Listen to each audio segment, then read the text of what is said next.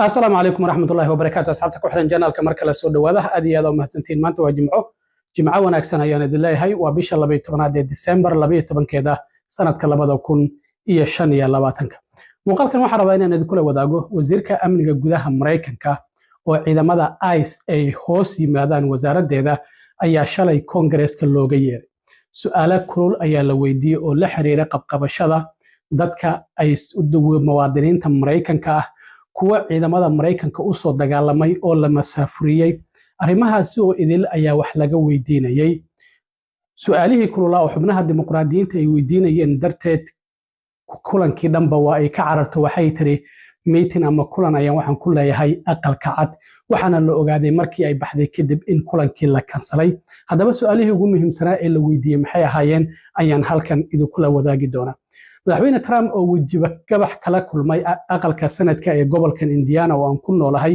kadib markii uu ka doonayay in 9 xubnood oo aqalka wakiilada laga soo doorto Congress-ka Mareykanka oo 7 kamid ah ay Republican ahaayeen laba dimuqraadiyiinta in labadaasi dhinaca Republicanka loo wareejiyo sidii Texas ka dhacday oo kale laakiin aqalka sanadka ay diideen xitaa madaxweyne ku xigeenkiisa ayuu u soo diray gobolkan Indiana arrintaasina waan idin la wadaagaya qaraxiskii Trump oo socdo Epstein Files xubnaha ku jira dimuqraadiyiinta ee ku jira guddiga la xisaabtanka dawladda ayaa maanta waxa ay soo bandhigeen 19 sawir oo kamid ah 95,000 oo sawir oo Gmail-kii Epstein laga helay waxa ku jira marka qaar kamid ah sawiradaasi Trump oo gondom uu sawirkiisa ku dhagan yahay iyo sidoo kalena isagoo habla la sawiran inkastoo wajigooda la qariyay iyadana waan idin la wadaagayaa qaraxiskaasi balse marka hore soo dhawaada umrada sanadkan Salana Group waxay idin haysaa adeegyo cusub waxaana kamid ah adeegyadaas 1 hoteello u dhow labada xaram ee Makka iyo Madiina loogana lugeyn karo xilliyada salaada 2 gaadiid aad ku soo booqan doonto goobaha muqaddaska ah ee lagu xusayo taariikhda islaamka 3 baridda qaabka loo guto acmaasha umrada 4 umreynta waalidka ama walaalka oo geeriyooday ama aan awoodin 5 haddii aad tahay qof qaba baahi khaas ah xagga caafimaadka waxaan ka caawin doonaa gudashada acmaasha haddaba ku soo dhawow qiimo jaban oo ku raali gelin doona wixii faahfaahintaasi dheer fadlan waa WhatsApp number eber 9665592847 mahadsanidin waalidiinta Soomaaliyeed ee jecel waxbarashada waxa la ogeysiinayaa looguna bishaaraynayaa in maxadka waxbarashada ee Somali Islamic Online oo ku hayo barnaamij waxbarasho diimeed ah oo ka caawinaya in adiga iyo ilmahaaguba aad si fudud u barataan Qur'aanka iyo culumta shareecada maadooyinka dugsiga laga baranayna waxa kamid ah Qur'aanka hikaada ahadiista ducooyinka tarbiyada asaasiga ah ee ilmaha tafsiir iyo qaybaha kale ee culumta shareecada qaabka waxbarashada dugsigaanina waa hab online ah oo waxbarashada aad ku qaadanaysan waxaad kala xiriiri kartaa Gmail-ka iyo lambarada shaashada kaaga muuqda wasiirka amniga gudaha Mareykanka Christina oo wasaaraddeeda waxa hoos yimaada hay'ado kala duwan oo ay kamid yihiin ciidamada ICE ciidamada xuduudaha ilaaliya hay'adda maareynta masiibooyinka iyo hay'ado badan oo kala duwan ayaa wasaaraddeeda hoos yimaada marka shalay Congress-ka ayaa looga yeeray guddiga la xisaabtanka dawladda ayaa su'aalo weydiinaya la xiriiray qabqabashada iyo masaafurinta dadka Mareykanka ku sugan su'aalihii la weydiiyay waxa kamid ahaa in ilaa iyo 170 qof oo muwaadiniin Mareykan ah ay ciidamada ICE ay xireen intii howlgaladan ay wadeen waxaana marka xubnaha dimuqraadiyiintu ay ka dalbanayeen in shaqadan aysan u qalmin oo aysan ka soo bixi karin isla markaana ay iscashiso haddii kalena xilka qaadis lagu soo oogi doono waxa sidoo kale jirta in ay masaafurisay xildhibaan ayaa waxa uu weydiiyay ma masaafurisan ciidamada Mareykanka horay ugu soo dagaalamay isla markaana shaqada ka fariistay arrintaasi maya ayay tiri markaas kadibna qadka Zoom-ka ayaa waxa ku jiray nin asal ahaan Kuuriya ka soo jeeda laakiin isagoo 7 sano jir ah ay wadankaasi ugu dambeysay waxaana ciidamada Mareykanka uu u soo dagaalamo ciidamada Mareykanka ayuu ka tirsanaa gaar ahaan 1989kii ciidamadii Panama ka dagaalamay 2 xabadood ayaa ku dhacday marka horaantii sanadkan ayaa ninkaasi lagu celiyay wadankiisii Koonfur Kuuriya sababtuna waxay ahayd ninkan sida muuqata waxa uu lahaa green card markii uu ciidamada ka fariistay kadib 9 ayaa la xiray kadib markii uu darooga iyo qamri iyo uu bilaabay markaas kadib qofka hadii la xiro wadankan dhalashada ama baasaboorka ma qaato marka wax loo muuqata in green cardkiisa uu ka dhacay markaas kadibna sidaas lagu celiyay marka waxa uu yiri qof 2 xabadood ciidamada Mareykanka dawladda Mareykanka dartii ay ugu dhacday oo naftiisa u huray in aad masaafurisaan oo wadan oo loo masaafuriyo weliba 7 sano isagoo jira laga soo waday arrintaasi suuragal ma tahay waxa uu sidoo kale yiri waa inaad u mahad celisaa askarigaasi waa ay qaadatay waxaana sidoo kale uu yiri waxaan kaa doonayaa inaad gacan ka geysato sidii askarigaasi dib loogu soo celin lahaa Mareykanka kiiskiisana aad eegto markaas kadib waxay tiri waan eegayaa kiiskiisa laakiin waxay tiri qof kasta oo wadankan sharci darro ku joogo isla markaana sharcigiisa aan u hoggaansamin waan masaafurinayna marka ciidamo Mareykanka hore ugu soo dagaalamay ayaaba la masaafurinaya hadda ka hor waxaan sidoo kale hore muuqaal u daawaday nin asal ahaan Kenya u dhashay oo isaguna ciidamada Mareykanka u soo dagaalamay saasoo kale in Kenya lagu celiyay waxa jirta hadda sidoo kale maalmihii u dambeeyay waxaan arkayay askar hore ciidamada Mareykanka uga tirsanaan jirtay oo qaba haween wadamo kale ka soo jeeda ayaan balamo green card oo ay lahaayeen markii ay tageen in inta la qabtay la xiray iyagana ilaa hadda qaarkood ay wala xiran yihiin marka su'aalahaasi ayaa la weydiiyay marka intii su'aaluhu ay socdeen ayaa waxay tiri waan baxaya aqalka cad ayaan aadaya waxa jira in guddi loo xil saaray isbedel lagu sameeyo hay'adda maareynta masiibooyinka ee FEMA marka talooyinkoodii ay soo gudbinayaan sidaas darteed waxaan aadaya aqalka cad si aan kulankaasi u shir gudoomiyo markii ay dhaqaaqday kadib ayaa gudoomiyihii guddiga xubnaha su'aalaha weydiinaya ee Congress-ka oo la yiraahdo Benny Thompson oo dimuqraadi ah waxa uu yiri oo waxaan ogaanaba kulankaasi in la kansalay marka cararta ayaa ka dhacday su'aalihii markay u adkeysan waysay wasiirka amniga gudaha kulan kale ayaan aqalka cad ku leeyahay tiri wayna baxsatay sida muuqatana kulankaasi waa la kansalay waxay muuqataa inay xitaa ogeyn maxaa yeelay la taliyaasheeda ayaa gadaasheeda fadhiya haddii kulankaasi la kansalay iyaga ayaa loo soo sheegay iyaguna waa ay la wadaagi karaan marka inay carartay oo su'aalahaasi la weydiinayo kulkulul darteed ay ka carartay ayayna u muuqataa marka bal su'aalihii la weydiiyay bal wax yar ila daawada iyo qaababka ay uga jawaabtay inta badanna waa ay difaacday howlgallada ay wadaan iyo masaafurinta waxa xitaa la yiri waxaad sheegteen inaad masaafurinaysaan dadka dambiilayaasha kuwa ugu xun laakiin muwaadiniintii Mareykanka ayaad xiraysaan oo aad dhibaataynaysaan oo maalmo iyo saacado aad haynaysaan oo xabsi aad geynaysaan marka bal su'aalahaasi siday uga jawaabtay Secretary Noem, you lie and you lied to the American people. I will be including into the record an article by ProPublica from October 16, 2025, entitled, "We found that more than 170 U.S. citizens have been held by immigration agents. They've been kicked." There's nothing smiling about U.S. citizens. I'm sorry, that's very inappropriate. Let me continue. They've been kicked, dragged, and detained for days.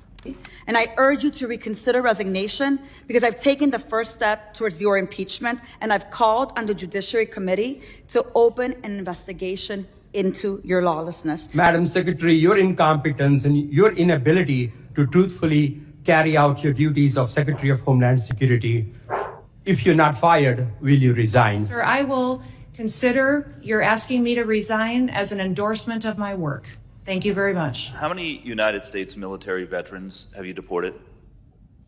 Sir, we have not deported U.S. citizens or military veterans. I don't believe you served in the military. I haven't either, but I think you and I can agree that as Americans, we owe everything to those who have served our country in uniform, particularly those who have served in combat. Do you agree with that? Sir, I believe that people that are in this United States that are citizens have legal status here. Madam Secretary, we are joined on Zoom by a gentleman named Se-Jun Park. He is a United States Army combat veteran who was shot twice while serving our country in Panama in 1989. Like many veterans, he struggled with PTSD and substance abuse after his service. He was arrested in the 1990s for some minor drug offenses, nothing serious. He never hurt anyone besides himself, and he's been clean and sober for 14 years. He is a combat veteran, a Purple Heart recipient. He has sacrificed more for this country than most people ever have.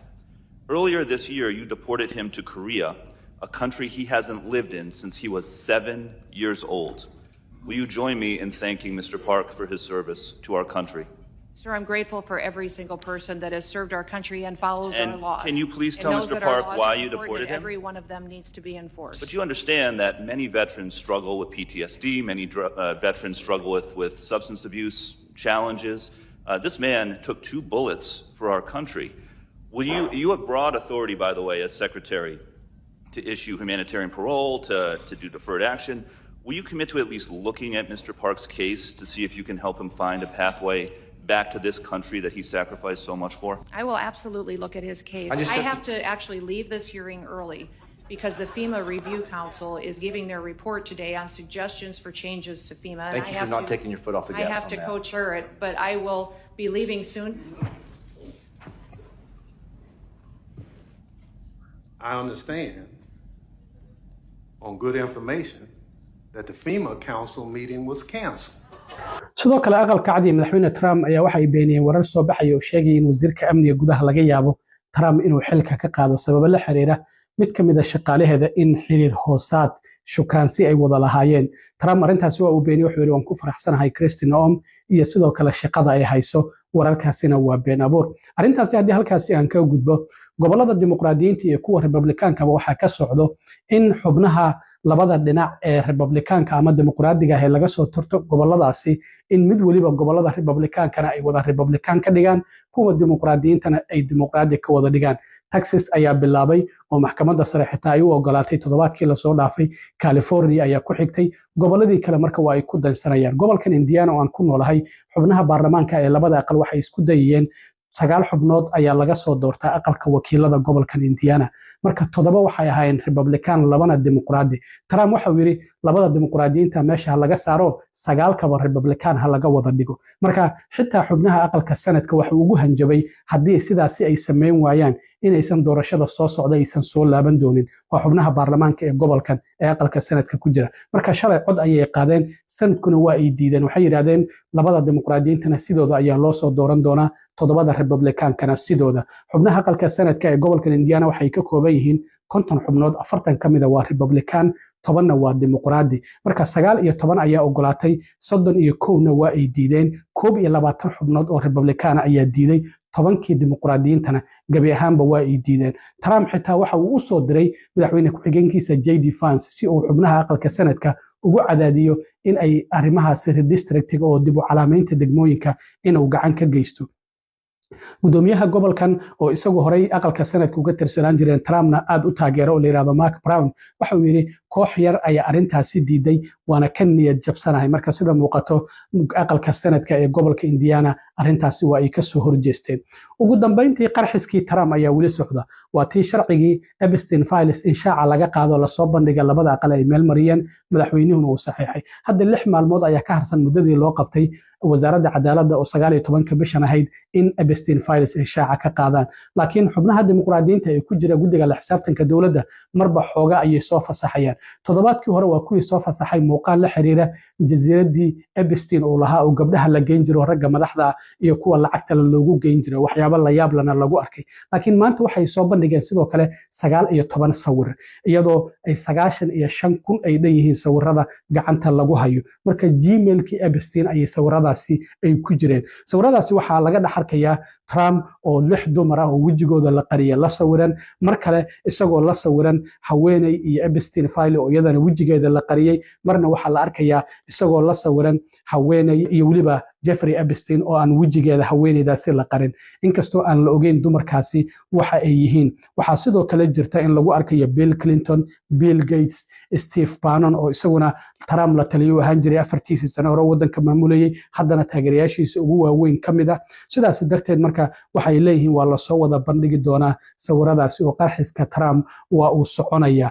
xubnaha Republicaanku waxay ku eedeynayaan dimuqraadiyiinta in sawirada ay kala xulanayaan oo kuwa Trump dhibaato u keeni kara oo kaliya ay soo bandhigayaan. laakiin sida muuqata hadda sawiradaasi ayaa maanta ay shaaca ka qaadeen. waxaa sidoo kale la arkayaa condom waa taqaanaan oo Trump wejigiisa uu ku sawiran yahay $4.50 ay ku qoran tahay, isla markaana waxaa sidoo kale qoraal ku qoran I am huge. marka howlahayga ayaa weyn ma laga wadaa, kulay waxa laga wada ma fahmin, laakiin arintaasina Trump wejigiisa ayaa condomkaas ku sawiran $4.50 waa ay ku qorneed. marka sawiradaasi ayaa u dambeeyay hadda xubnaha dimuqraadiyiinta ee ku jira guddiga la xisaabtanka dawladdu ay maanta ay shaaca ka qaadeen, iyadoo 6 maalmood ay ka harsan tahay muddadii 30 maalmood ahayd ee loo qabtay wasaaradda cadaaladdu inay ku soo bandhigto shaaca ay kaga qaado in Epstein Files. Kon arki doona waxyaabaha ka soo kordha. aad iyo aad u mahadsantiin asxaabta. intaan mar kale kulmi doono waa saaxiibkiina Cilmi Waaro idin la sidaa iyo nabadgelyo.